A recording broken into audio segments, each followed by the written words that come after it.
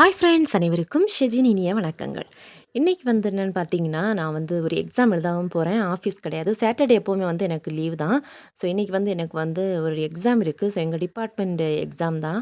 இது வந்து எதுக்காக எழுதுறோம் பார்த்தீங்கன்னா, அ அடுத்து வந்து ப்ரொமோஷன் நெக்ஸ்ட் லெவல் போறதற்காக எழுதுறது. ஸோ, நம்ம விருப்பம் இருந்தா எழுதிக்கலாம். இல்லன்னா 60 வயசு வரைக்குமே இந்த போஸ்டிங்கில தான் இருக்க முடியும். வந்து கிடைச்ச சான்ஸ யூஸ் பண்ணி நெக்ஸ்ட் லெவலுக்கு போகணும் அப்படிங்கிற மாரி ஒரு தாட் இருந்துச்சுன்னா, கண்டிப்பா இந்த எக்ஸாம் எழுதினா தான் போக முடியும். நம்மளோட சேலரி வந்து அதிகமாகும்.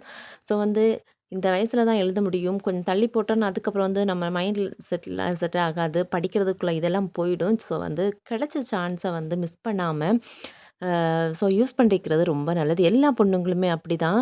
நம்ம சொந்த கால்ல நிக்கிறது ரொம்பவே அவசியம். ஸோ ஏதாவது ஒரு சான்ஸ் நம்ம படிப்பாகட்டும், ஏதாவது ஒரு விஷயத்துல வந்து கிடைச்ச சான்ஸ யூஸ் பண்ணி நம்ம நெக்ஸ்ட் லெவலுக்கு போய்க்கிட்டே இருக்கணும்.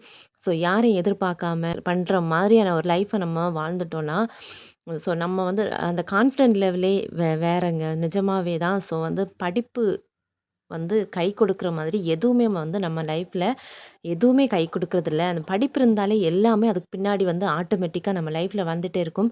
ஸோ வந்து எல்லா லேடீஸுமே வந்து உங்கள நம்புங்க. அதுக்கேத்த மாரி ஒரு யூஸ்ஃபுல்லான விஷயத்த ஏதாவது பண்ணுங்க. நெக்ஸ்ட் லெவலுக்கு போய்க்கிட்டே இருங்க.